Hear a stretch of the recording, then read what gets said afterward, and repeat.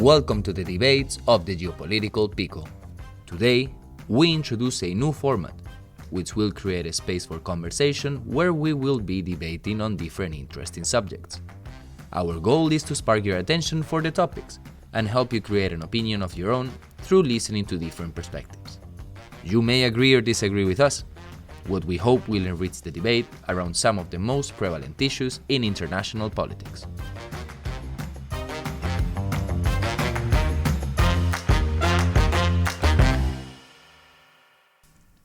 Hello everyone, and welcome to a new episode of the Geopolitical Pickle. Today with me, I'll have Alex Perry, our regular participant, member also of the Geopolitical Pickle, and a master in geopolitics. How are you doing today, Alex? I'm doing good, thank you for having me. Nice to have you. As always, I'll have my colleague Ronan Wordsworth. He doesn't need a presentation, he talks a lot every time. How you doing, Ronan? All good? I'm doing good. How are you doing? Well, pretty Since fine. no one else will ask you, I'll ask you how you're doing. Thank you. No, I'm doing fine. Thank you. Today for our set of conversations, we'll have Federico Caprari. He's an intelligence analyst from the private sector, has been covering the Russian invasion to Ukraine even before it happened, and it's been monitoring the Finnish accession into NATO, which is interesting because that's exactly what's going to be our topic today. How are you doing, Fede? All good, Juanfrey. Thank you very much for having me. Thank you for coming. It's lovely to have you. So, well, guys, today we're gonna start talking about a topic that touches some of us really closely, especially because where we live right now and because of how we develop our career, which is the Swedish and Finnish accession into NATO. Just a short reminder, Sweden and Finland applied to join NATO back in May this year, May 2022.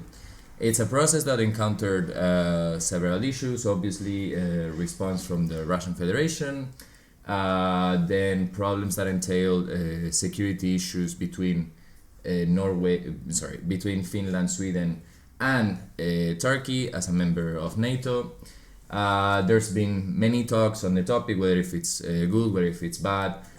We'll debate it. We'll debate about it today, and I would like to start. Even within the two countries, I would say within Sweden and Finland, there's been lots of talk because it goes Exactly. against a centuries tradition of neutrality for both countries. It is interesting because both countries have been neutral since World War II.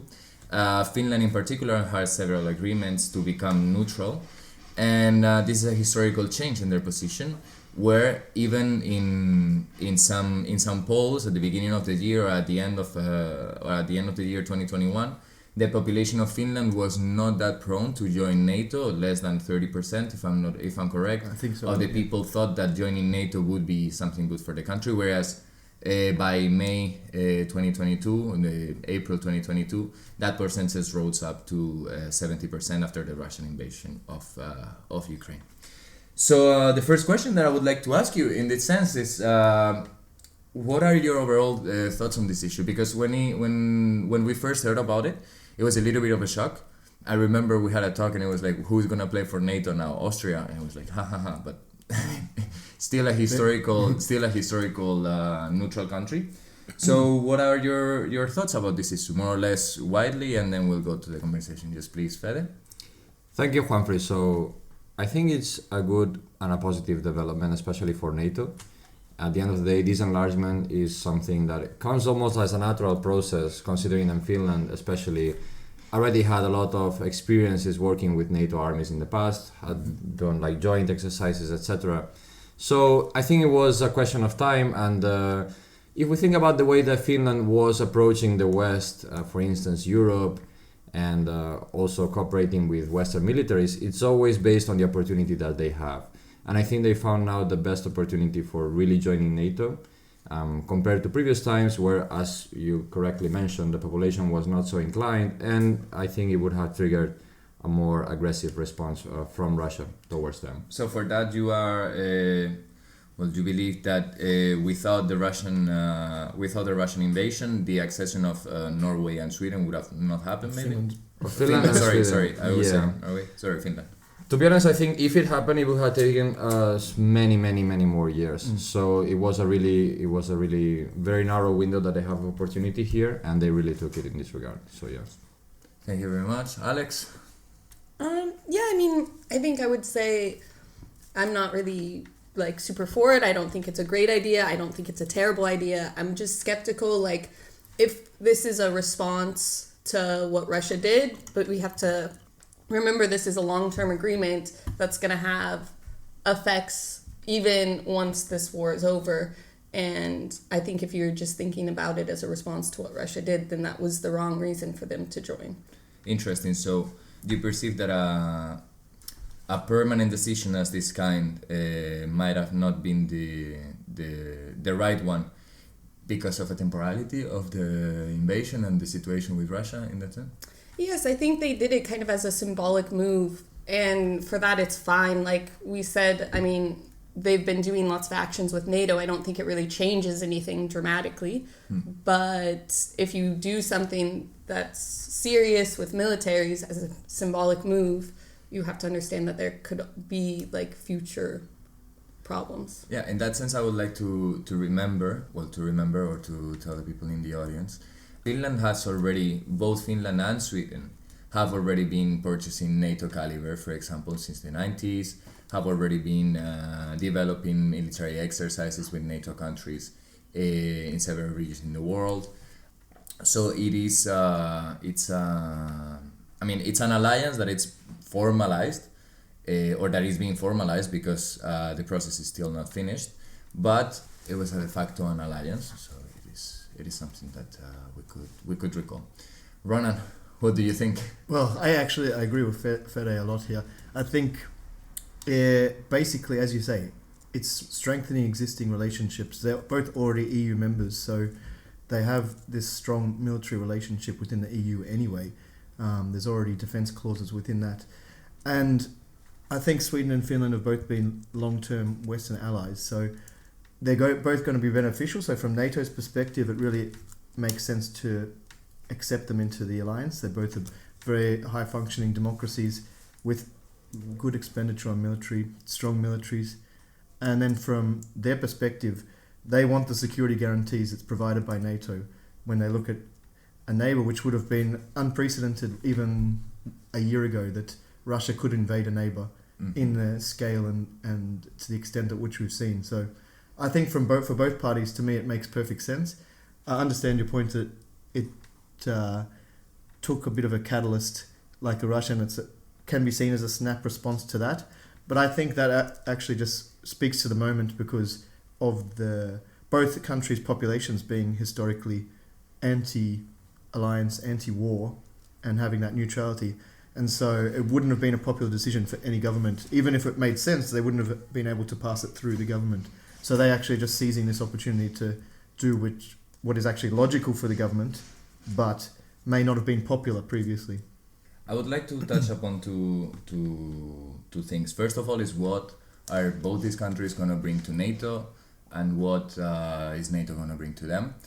So I would like to start actually from the second question, because of what you were mentioning, Ronan. What we've all more or less mentioned, Finland and Sweden are already part of the European Union, and the European Union has a mutual defense clause.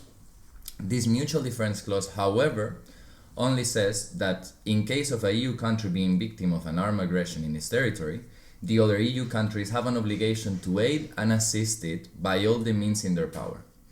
This is not exactly a mutual. This is not exactly as in NATO, where in Article 5, it's an attack on the entire alliance. This entails that the rest of the European Union would aid and assist Finland in case of an invasion, but it's not the same. So my question here is, how do you think the accession in NATO changes the defense system that Finland and Sweden have? And well, my biggest question is, do you think it will make much of a difference, or in the case of not having joined NATO, Finland and Sweden would have still been covered because of being covered by the EU and also because of their proximity with the other countries? That's a good question, and I think we should separate, I think, two key issues. So if we take like on a military operational perspective, even if Finland didn't join NATO, for instance, and they were invaded by Russia tomorrow, it would have been a very hard invasion. And with the EU assistance that you mentioned in the clause and everything, they could have really sustained it very well and developed it very well. But I think the important part here is not so much about the military operational perspectives, but rather the political side. You know, there's a very big interest both from Finland and Sweden, and as well as NATO, to really get together closer, to really expand the alliance, to really strengthen it a little bit. Why is it important for NATO?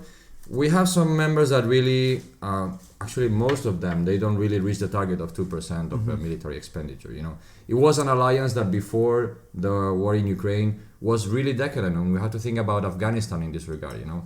How I think, if I'm not mistaken, and correctly later, the president of France said it is brain dead almost. You know? Yes. So it completely was almost senseless until the war in Ukraine happened. Yeah, it seemed we went in 6 months. We went from NATO is disappearing to oh my God, NATO suddenly We need NATO, and maybe, is stronger you know? than ever. Like, It was what- interesting Yeah. that Trump was actually a big promoter of Yeah, trying it to was get a- countries to spend up to their NATO requirements Exactly. of their budget. So it's really having a very motivational new partner into the alliance that will really improve it. Of course, for Finland, it adds an extra layer of guarantees for their own security with Article 5, as you say, where one attack is against all of the members of the alliance. And the European one is very useful and everything, but as I say, on a military operational perspective, it is not feasible nowadays of Russia invading Finland or Sweden. But the extra guarantees are always good, I think. What is your take in that sense? How do you think it's gonna act? Because, for example, I think one of the most important part is the symbolical act of being part of NATO. And with this, I would like to get into a little bit further if you want, but if you want now. Russia has been saying that NATO has approached its borders, that NATO has enlarged, that this goes against some verbal agreements that the original Russian Federation after the fall of the Soviet Union had with NATO, blah blah blah. Claimed. Some claimed. However, do you see this enlargement as NATO is enlarging itself, or are countries feeling the need of allying with NATO because of a perception of threat from Russia? Because it's not like NATO has pushed any country to or has decouped or has couped a state to put a NATO favorable government. Is that these two in particular, both Finland and Sweden, have individually and collectively voluntarily decided to I join. must ask very briefly here, just one thing that you mentioned. So it is not a narrative that I agree, but the Russian narrative says that Ukraine, for instance, what happened with the Euromaidan was a coup actually, and because of that the current government is not legitimate and the approach of NATO is not valid at all. So this is the Russian narrative, and I think it's important to consider. In my own personal opinion, I align more for the second part of the explanation. So countries that used to be in the Eastern Bloc feel threatened by Russia and they actively seek to join NATO. I think the best example here is the Baltic states, right? So they could totally have a military alliance with Russia or some agreements like Kazakhstan, for instance, or other countries like, such as Belarus. But in these regards, they actively choose to approach the West. They actively choose to join NATO. And what are the benefits for the rest of the alliance, let's say the United States, of having Estonia? Well, honestly, not so many, right? But Estonia benefits way more from that. And I think this, from the Russian side, it's very common to say like we are surrounded by NATO, we are not the threat. But actually, it's like, all right, but the people that are joining NATO is because they don't trust you, they don't feel safe. But I mean, I think it is like from the Russian perspective, and I think kind of like these countries are joining NATO, and the only time that they would really use NATO is against Russia. Like Finland is not worried about any other countries. So I think you can see how Russia perceives this as aggressive because it's really specifically targeted at them. I mean, it's their actions that brought it about, but still at the end of the day, it can be seen as an act of aggression still. The purpose of NATO, since the beginning actually, was to oppose the Soviet Union. And eventually, with the collapse of it, they saw, all right, the threat is decreasing, so now we can take care of other global affairs. That's why we have other interventions around the world, Kosovo, Libya, etc., right? But nowadays, it's going back to its origins, kind of, to also be its main sole focus right now is against Russia, really, especially after pulling out of Afghanistan, right? I would say what you asked originally there, it actually can be both. It can be seen to justify Russia's concerns because now they have more NATO members right on their doorstep where there's increased military presence. There's more chance, they will perceive maybe more chance of an incident with NATO forces. Mm-hmm. But that's just from their perspective. I think they have obviously a Russia first perspective on security. They look at where they sit in the world and they see NATO coming towards them. But I don't think that's necessarily legitimate because of the fact that NATO first and foremost is a defensive alliance. For the second reason you said, these smaller countries feel this overarching threat from Russia as their biggest threat to security.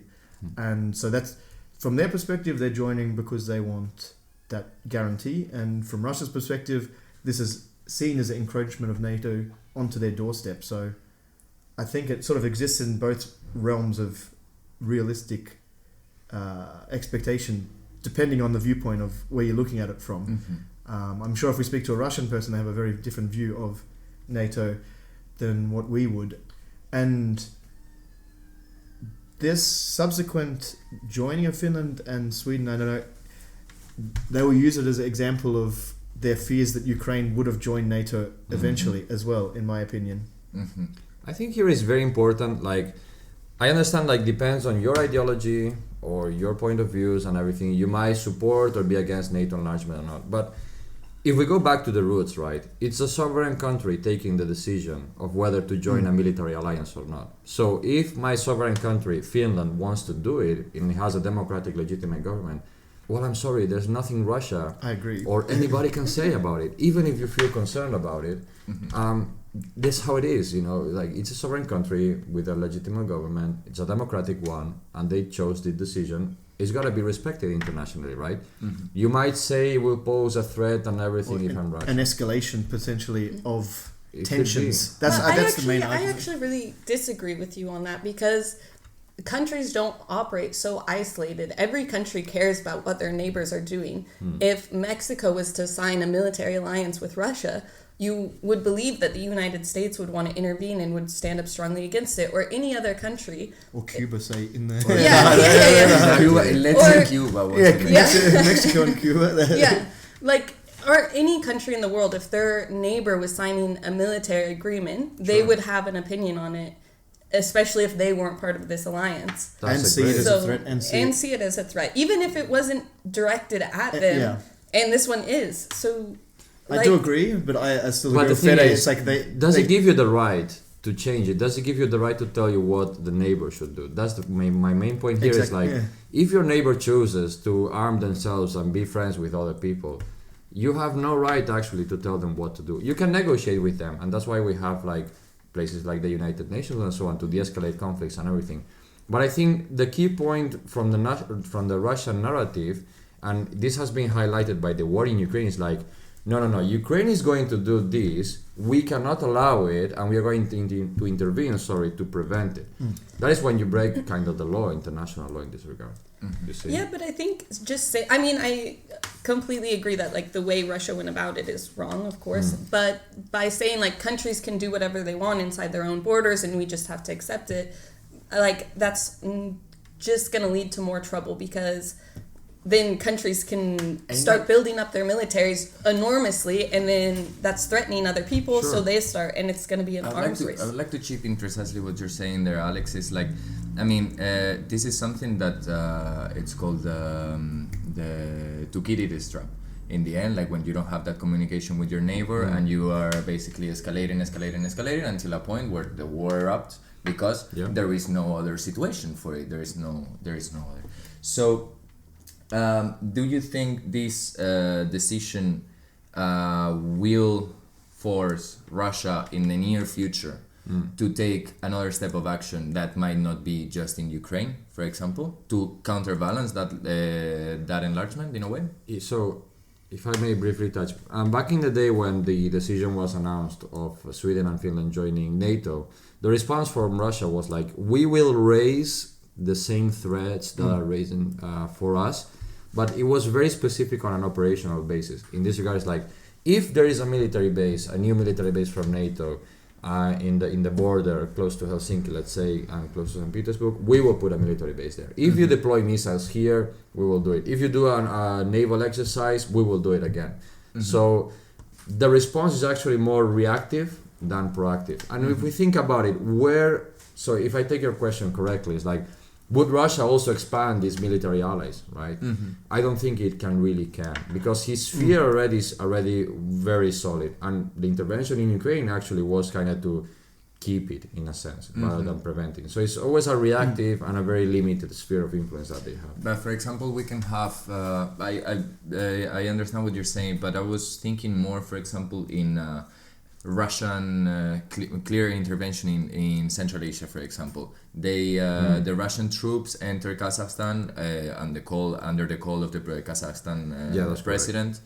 But now this happened some months ago, and now recently what we've seen is actually the opposite.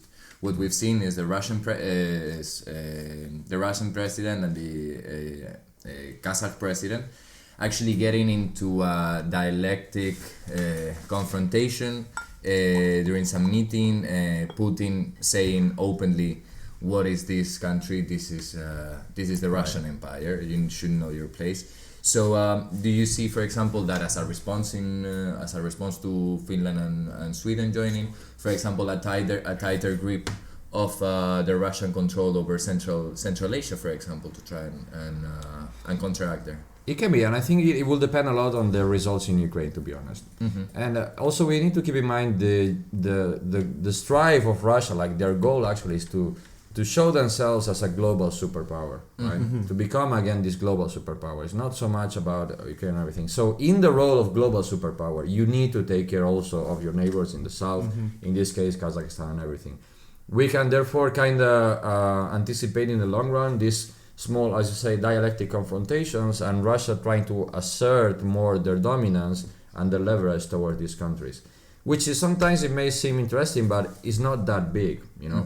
Kazakhstan has a lot of economic influence also inside Russia, so the negotiation here continues to flow in this regard. But I think I agree with you in this regard that Russia will try to sort of. I mean, I think it really comes down to how we view the nature of Russia. Is it kind of like expansionist? Is it just trying to grow its power again? Like, there's still a big question around why exactly Putin went so far, like, in Ukraine, why they tried to take more than anyone expected, why they went about this. These are still questions we don't have answered. And so I think trying to predict the future is a little bit difficult because we don't even properly understand what's going on now. Okay. May we go? We were a little bit proposed outside, but I would like to go what is going on within NATO for this to happen. Well, as we know, basically every country was in favor of Finland and Sweden to join NATO. But there were remarkable problems during the negotiations, namely with Turkey, because of the Finnish and Swedish, especially Swedish support to Kurdish groups that are in the PKK, and well, also other Kurdish groups basically that are considered like terrorist groups by Turkey, but that Sweden has been namely aiding them in their situation in the Middle East. They were aiding them against ISIS. And in the trilateral agreement, in the end, what this support for the Kurdish is still not taken out of the table, since that was what the Turkish representation said, that these two countries would not support the Kurdish anymore, whereas the other two representations said, well, this is something that we still didn't say. There is a principle of agreement, but this is something that we still didn't say. So, namely, this position of Turkey has also been a tough negotiator with the European Union in matter of migration. There is a current conflict of interest due to energy resources, gas resources in the Eastern Mediterranean. Turkey has been trying to broker peace agreements, or at least agreements between Russia and Ukraine on its own, without the NATO umbrella. How do you think that because of Finland and Sweden entering, we are seeing a more robust NATO in a way? But do you think that this positioning, this strength that a country like Turkey may have, in denying the entrance of Finland and Sweden to the alliance. Do you think it's something that is going to stay there? Is it something that NATO will have to learn how to be that united as they seem to be, knowing that Turkey is at the center there? Or do you think that in the end, because of being part of the alliance, it will just grow all together? I would start just by saying, in my opinion, I think it's Turkey seizing this moment to be opportunistic. Basically, they see it as an opportunity for them to exert pressure that they have wanted to for a long time, but have not necessarily had any leverage to be able to do. So they are using their veto powers within NATO potentially to exert this wedge issue, which is, for them, I don't even think it's a massive issue, but I think also we've got to remember that Turkey's coming to elections next year and Erdogan is under a lot of pressure in the polls. So I think a lot of it is posturing for a domestic audience to try and show Turkey as a strong power within NATO. I don't necessarily see it being a long-term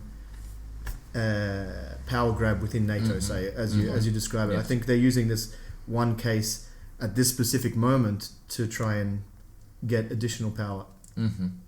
Yeah, I really agree. I think, like, as we kind of said, Finland and Sweden joining NATO is a bit symbolic. I think this is also symbolic, and they haven't made such crazy demands. It's kind of like a small power grab. It's not like a huge issue. It's for them to get like domestic support, popularity. So yeah, I don't see it being like a huge shift in the things. They're just taking the opportunity. I think actually the disagreements within the alliance have always existed in this regard. And to really get a recent example, since we were discussing about Ukraine, the threat that Russia represents is not seen the same by Poland as it is in France. As you can see, the French perspective is like, let's try to negotiate, let's try to talk with Putin and so on and so forth. While Poland has a more like... Actually, it would be a nice conversation to have the role of Macron as brokering of agreements. Because for instance, there you go. Because it seems like he keeps on going to places making agreements, but then he comes back and lovely pictures. That's diplomacy, I guess, sometimes. Yes. So in the end, I think Turkey has a very special role in the alliance. So we can't really compare it too much with the others. And disagreements with them will eventually continue to exist. I don't think the alliance also was very supportive, let's say, of the policies that Turkey was conducting in northern Syria, northern Iraq either, but they still accept it because it's a really necessary and key component of it, either we want it or not. So Turkey is also aware of it, and as Ronan mentioned and Alex too, they pursue their own local, especially for Erdogan with the elections, but also their strive for becoming a regional geopolitical power and be seen as that. So yeah, in this regard, I think the discussions will continue within the alliance. But eventually, the common goals or the common idea will prevail, which is like, let's all keep our own security, right? Okay, now I want to pose. We're still talking about the alliance in itself and how will it react to this integration. As far as now, Sweden and Finland, they're not integrated still. They're in the process of integration. They're still waiting for the ratification of all the national parliaments for their accession. As of today, still Greece, Hungary, Portugal, Slovakia, Spain, and Turkey have not ratified the Finnish and Swedish accession. I would like to pose the following question. We were mentioning that the Turkish government, it is a negotiator and is pushing for its own geopolitical ambitions, even within common ambitions with NATO. Then we have the example that we have the situation in Hungary, where the Hungarian current government is namely in favor of like, it's got really close ties, let's put it that way, with Russia, with the Putin's government.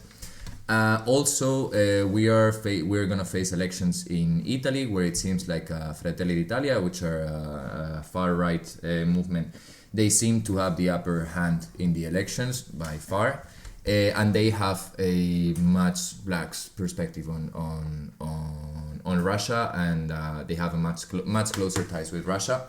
Do you think these movements that are within the alliance will, on the long run, be a problem for the security struggles that the alliance may face, or do you think that these countries in the end will come together in case there is an actual escalation of hostilities or things like this?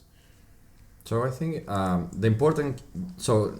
the alliance, not everybody is equal in the alliance in the sense of their influence, right? So the United States is not the same as Estonia, for instance.